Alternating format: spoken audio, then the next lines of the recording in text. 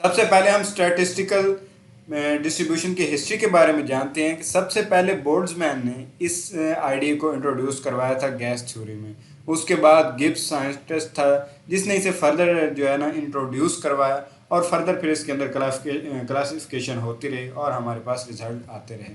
तो सबसे पहले इसकी हिस्ट्री को देखते हैं कि statistical mechanics was initiated in 1870s with the work of Boltzmann, which was published in his 1896 on gas theory.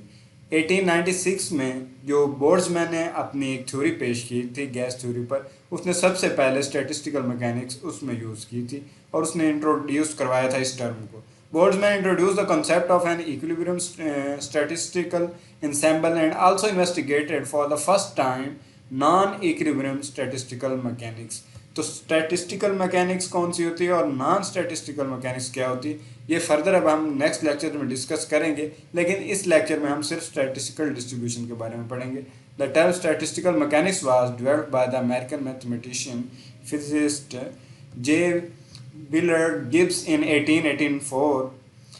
Before his death, Gibbs published in 1902 Elementary Principle in Statistical Mechanics, a book which formalized statistical mechanics as a fully general approach to address all mechanical systems, macroscopic और microscopic, gaseous और non gaseous. तो Gibbs ने क्या किया था, macroscopic, microscopic, gaseous and non gaseous जो हमारे पास ये टर्म्स हैं, इनको शो करने के लिए गिब्स ने जो अपनी थ्योरी पेश की थी इन चारों चीज़ों के लिए दी थी। एक बार फिर मैं दोहरा दूं कि क्लासिकल थर्मोडायनेमिक्स में हम मैक्रो लेवल पर स्टडी करते हैं, जबकि स्टैटिस्टिकल मैकेनिक्स में हम माइक्रो लेवल पर स्टडी करते हैं। ये इसी तरह है जिस तरह मॉडर्न फिजिक्स है हमारे पास और क्लासिकल फिजिक्स है। क्लासिकल फिजिक्स में हम लार्ज स्केल पर डिस्कस करते हैं और मॉडर्न फिजिक्स में हम माइक्रो लेवल पर डिस्कस करते हैं। Gibbs' method were initiated, derived in the framework classical mechanics. He adapted quantum mechanics and still form foundation of statistical mechanics to this day. तो इस पॉइंट की आपको समझ आ गई होगी। आगे हमारे पास what is statistical mechanics. A micro concept of classical mechanics were unable to explain in classical mechanics in same way there were explained in quantum mechanics. In same way, those concepts which were not explained in thermodynamics, they were modified and explained in statistical mechanics on micro level. तो इस point को भी हम already discuss कर चुके हैं। Thermodynamics study on micro level, statistical mechanics study on micro level. तो statistical mechanics क्या होता है, अब इस पॉइंट की आपको अच्छी तरह समझ आ गई होगी कि जब हम थर्मोडायनेमिक्स के प्रिंसिपल्स को और उनके लॉज को अप्लाई करते हैं माइक्रो लेवल पर और जो हमारे पास रिजल्ट आते हैं उनको डिस्कस करने के लिए हम स्टैटिस्टिकल मैकेनिक्स को यूज़ करते हैं। लेकिन अगर यही हमारे पास लार्ज स्केल पर हो, माइक्रो लेवल पर ना हो, मैक्रो लेवल पर हो, तो हम उसके लिए थर्मोडायनेमिक्स यूज़ करते हैं। क्लासिकल वर्सेस थर्मोडायनेमिक्स, इन दोनों के कंपैरिजन में भी यही चीज़ डिस्कस की गई है कि माइक्रो लेवल और मैक्रो लेवल पर हम डिस्कस करते हैं जब, तो कौन सा पैरामीटर यूज़ करते हैं। मैक्रो लेवल पर हम थर्मोडायनेमिक्स को यूज़ करते हैं और माइक्रो लेवल पर हम स्टैटिस्टिकल को यूज़ करते हैं। स्टैटिक्स होता क्या है, a branch of applied mathematics use for the collection of data and probability theory.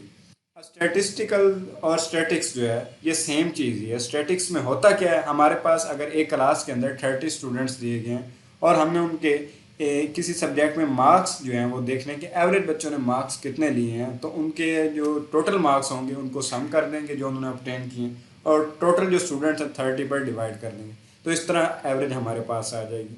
इस तरह अगर कोई भी कैलकुलेशन हम फाइंड आउट करते हैं, जिस तरह प्रोबेबिलिटी में हम ये देखते हैं फार्मूलाज को यूज़ करके प्रोबेबिलिटी फाइंड करते हैं, इस तरह हम हेड और टेल उसमें प्रोबेबिलिटी फाइंड करते हैं कि अगर हम एक सिक्के को कॉइन को अगर हम ऊपर फेंकें तो हेड आएगा या टेल, कितनी बार हेड आएगा कितनी बार टेल आएगा।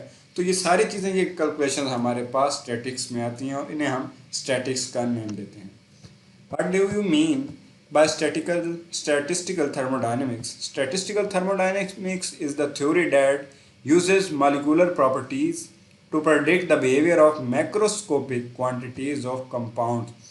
From these energy level data, a temperature dependent quantity called the partition function and can be calculated. तो स्टैटिस्टिकल थर्मोडायनेमिक्स में हम क्या करते हैं, मैक्रो लेवल पर बिहेवियर को स्टडी करते हैं और टेम्परेचर, क्योंकि थर्मोडायनेमिक्स का जहाँ पर भी वर्ड होगा वहाँ पर टेम्परेचर ज़रूर इन्वॉल्व होगा। टेम्परेचर के बगैर थर्मोडायनेमिक्स को हम स्टडी नहीं कर सकते और ना ही स्टैटिस्टिकल मैकेनिक्स को स्टडी कर सकते हैं। इसलिए हम टेम्परेचर को ज़रूर इन्वॉल्व करेंगे।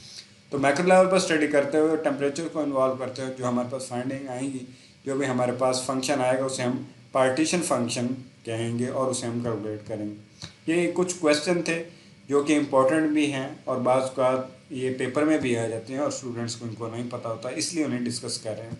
What is the purpose of statistical physics? हम स्टैटिस्टिकल फिजिक्स को यूज़ क्यों करते हैं? Statistical physics is the branch of physics that usage probability theory and statistics to solve physical problems that usually involve system composed of large number of units.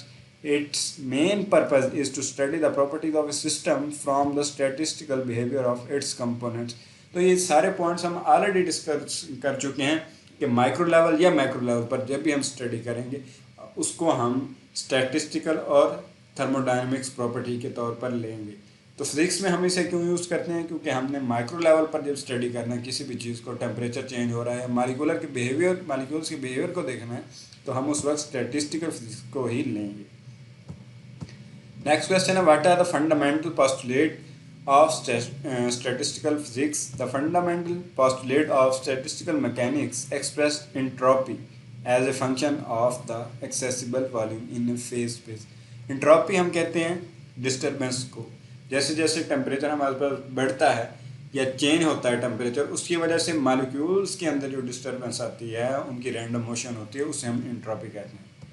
In other words, of the volume of the phase space in which the thermodynamics observed have value compatible with the specific thermodynamic state.